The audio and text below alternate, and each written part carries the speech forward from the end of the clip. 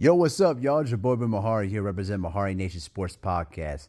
I just want to give you guys my game recap of tonight's Game 7 between the Indiana Pacers and the Oklahoma City Thunder. And I got to say, man, prayers to Tyrese Halliburton, man. I mean, damn. When I saw him, pull his, with his right leg as he was trying to, move to the basket, drive the ball to the basket, I immediately saw the Achilles tendon pop on the replay and even in live action, and it was just so heartbreaking, man. For a guy that has been playing magnificent basketball throughout these playoffs and leading the Pacers to the NBA, finals and leading them to a Game 7 with an opportunity to possibly win a championship, and for it to end it that way is just sad, man. But it doesn't take away the great season that OKC had. But to get on with the recap of this game, the Indiana Pacers really came in with the mindset of obviously winning this game, and they felt very, very confident, especially how they performed in Game 6. And early on in the game, it felt like Indiana was going to have a chance to possibly take this game. They were hitting their threes, they were feeling confident, but then once Halliburton ruptured his Achilles tendon, it pretty much shifted the morale of the Pacers completely down. Even when they were basically battling throughout the entire first half, they were playing inspired basketball. But at some point, you kind of knew that literally that without Halliburton's presence in the game, it was going to pretty much change the entire complexion of the ball game entirely. And they definitely missed his playmaking ability, his ability to, read the game, and his ability to score too. All of that was missing from Halliburton, not being there because of the Achilles tendon injury. And his father pretty much confirmed that it was ruptured Achilles tendon. That makes it three times we've seen players ruptured Achilles tendon in this year's playoffs.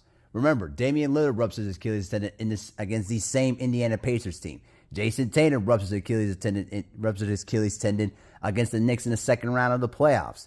I mean, it's just crazy. It's crazy how these injuries really, affect the morale and affect the trajectory of a lot of these teams. And tonight was pretty much the same example. But in looking back into this game, Indiana was pretty much up by 1 heading into halftime. And you felt like, that OKC was not taking it with the same level of urgency as they should, because they felt that with Halliburton now out of the ball game, it was going to be an easy victory. And it wasn't the case. Indiana showed the same grit, same resiliency that's shown throughout these playoffs and making it to the finals. But the third quarter, when looking at the third quarter, was the big story of the game. When I was looking at the stat line, especially in the third quarter of play, the bottom line is that OKC outscored Indiana 34-20 in the third quarter. And literally, as I'm watching this game, I'm just watching Indiana just give away the ball so many times. I mean, I cannot recall you how many times they just kept turning the ball over so many times. It was just crazy. Combined, they turned the ball over. Get this. They turned the ball over 21 times. 21 times in the game. You're not going to win a lot of basketball games when you continuously keep turning the ball over. They turned the ball over at least 10 to 12 times in the third quarter to OKC's 0. 0 turnovers for the Oklahoma City Thunder, and they pretty much outplayed the Indiana Pacers as they went up by 13. Then they pushed the lead to 20 early in the fourth quarter, and you kind of knew that it was going to be a difficult obstacle for the Pacers to overcome. Even when they trimmed the deficit to at least close to 10, you kind of just felt that the Indiana Pacers didn't have the necessary firepower. And then losing, again, Halliburton because of the injury really played a major role into why the Indiana Pacers could not get over the hump in winning this basketball game. But it doesn't take away the tremendous effort that the Pacers have shown throughout these playoffs.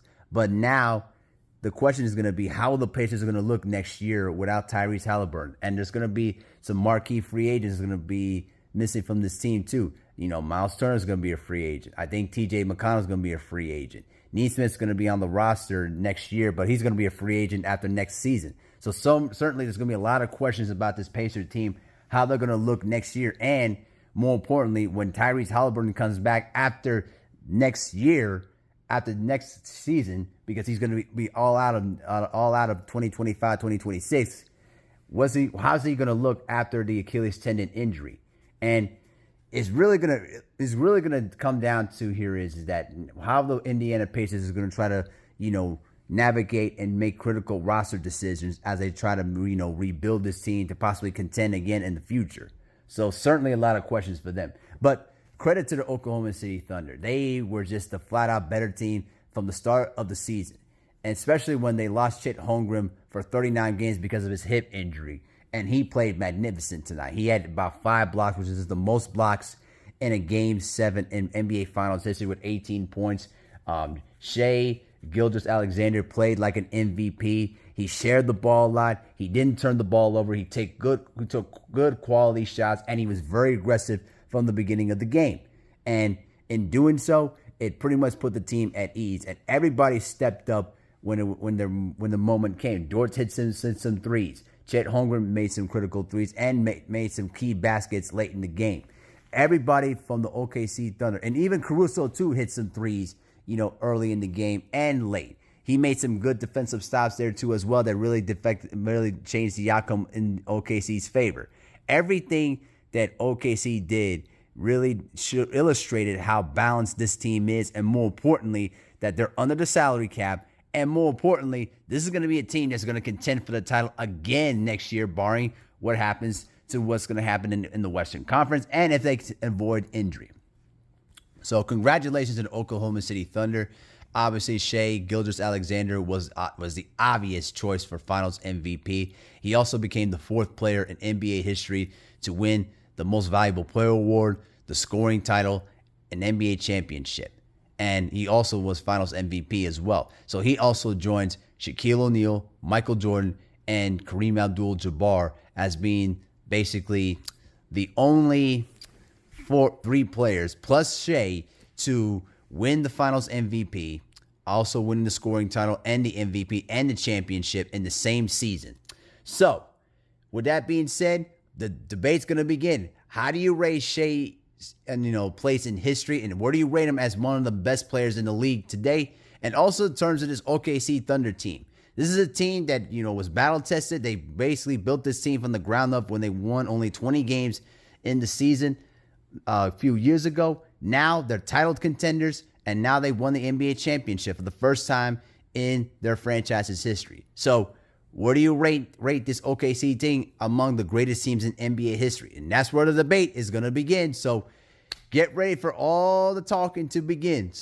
But at the end of the day, congratulations to the OKC Thunder, well-deserved NBA champions, and also prayers to Tyrese Halliburton for basically, enduring that injury, and hopefully he can get better and so he can return to the court soon enough. And these playoffs was absolutely fantastic, and certainly it goes to show you that now super teams at this point in the NBA is no longer as valued anymore. If you don't have versatility, if you don't have quality depth and quality players on your roster to go with your star player or star players, you're not going to compete in this new form of the NBA now. So the new parity and the new balance of the NBA now is so exciting now, and I cannot wait for the future of the NBA and how it's going to unfold now.